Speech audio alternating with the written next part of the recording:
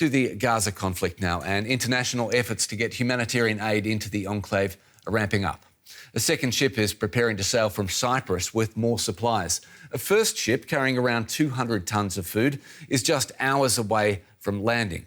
Large parts of Gaza have been left devastated since Israel launched its military offensive in response to Hamas's October 7 terror attacks. The aftermath of months-long fighting in Khan Younis. Palestinians are slowly returning to this residential complex, now in ruins, as Israeli ground forces withdrew from the area. Most of them have lost their homes and have loved ones missing. I ran to bring food and water for my children to feed them. My husband is not here. He was taken by the army. Unfortunately, I found the whole tower gone and on fire, as you can see. Further south in Rafah, the UN agency helping Palestinian refugees said their aid facility was hit by Israeli forces. The Hamas-run Gaza Health Ministry says several people were killed and dozens wounded. This is forbidden. We're an international institution. All of this is for people. We stopped returning to our homes. We work day and night to serve refugees. It's forbidden. Look, what is this? We take all of this to the elderly and children. What is this? The attack has compounded the despair of many Gazans who are already suffering amid severe shortages of food and basic supplies. People came here to get aid, to get food, to get their daily meals. It's Ramadan. How can they bombard us during the month of Ramadan? Israel is facing criticism for allegedly blocking humanitarian aid deliveries into the Gaza Strip, a claim Israeli authorities have repeatedly denied. The UN is warning of the imminent risk of famine. DW correspondent Tanya Klima follows the events from Jerusalem for us. Tanya, what is Israel saying about the attack on the UN aid centre in Rafah, which we've just seen in our report?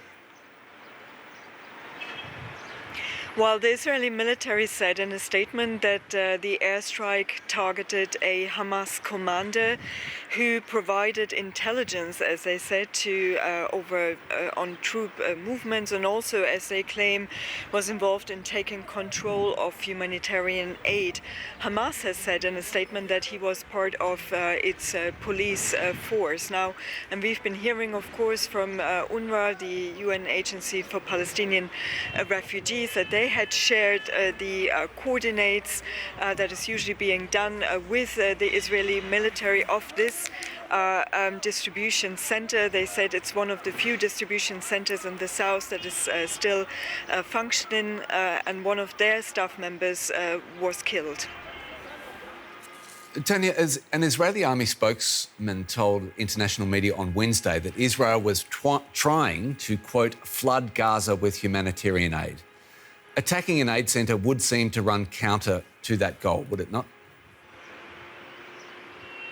Yeah, absolutely. But we still have to see what that actually means to flood Gaza with aid and to see it really happening on the ground. What we are seeing right now is actually international efforts to diversify, to bring in aid into Gaza after a lot of pressure has been put on Israel to open more land crossings, which has not really happened. On Tuesday, Israel has opened a new gate, Gate 96, as they said, to let in 6 trucks for the World Food Programme. That's a direct way into northern Gaza, but aid organizations have said they need more of those, land access, because this is the quickest and fastest way to get aid into Gaza. And what we are seeing is, of course, international efforts via the air to drop aid into Gaza, but also to open this maritime corridor where there's a ship now on the way, expected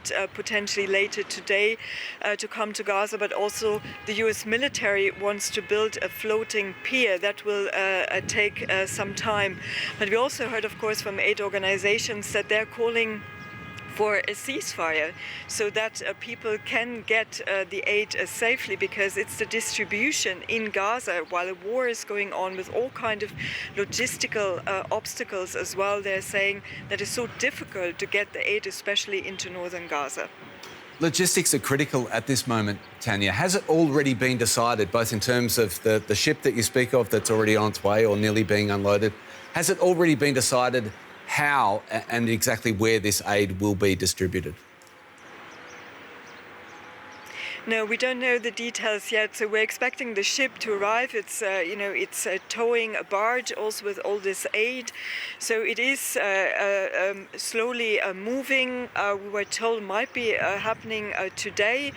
But we don't know exactly where the ship will be offloaded. We heard from the organizations, the NGOs, that they were building a jetty to receive the ship, and then, of course, this aid needs to be distributed, and people are really waiting for this. It should be distributed in northern Gaza, as far as we understand, but we have to wait and see how this will be done, hopefully later today. DW correspondent Tanya Klima in Jerusalem. Thanks so much.